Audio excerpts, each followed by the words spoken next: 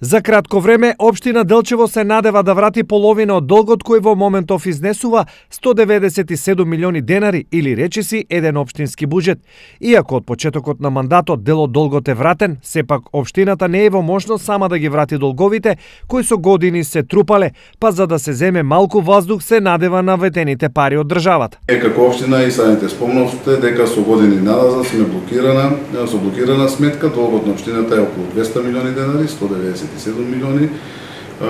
денари и од овие средства, претходно беше малку повисок, јас успеав ова година да вратам од овој долг 23 милиони денари и верувам дека и со ова раздолжување сега, со оваа помош која што ни дава Владата на Република Македонија, централниот буџет, бидејќи овие средства се неповратни, ќе можеме финансискиот капацитет на општината да го подобриме, така да можеме и послободно да ги планираме капиталните проекти кои што се во Делчево. Со слична математика се и Виница која заедно со ратите за кредит должи 81,5 милиони денари. Значи ние како општина доставивме до Министерството за финансии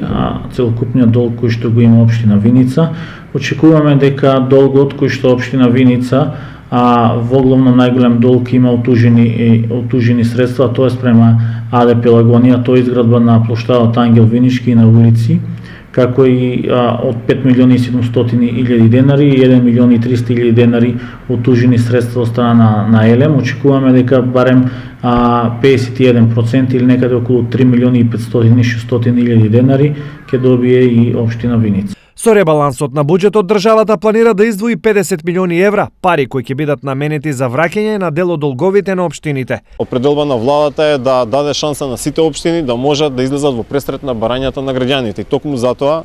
се одлучи на Чекор да ги помогне општините, односно да ги затвори долговите за да можат градоначалниците да излезат во пресрет на барањата на граѓаните и средствата наместо да ги даваат за камати и за долгови, да ги инвестираат во вакви убави проекти. На пари од државата се надеваат најголемиот дел од општините од истокот, зашто од вкупно 11 општини, дури 9 промената на локалната власт ја дочекаа со блокирани сметки.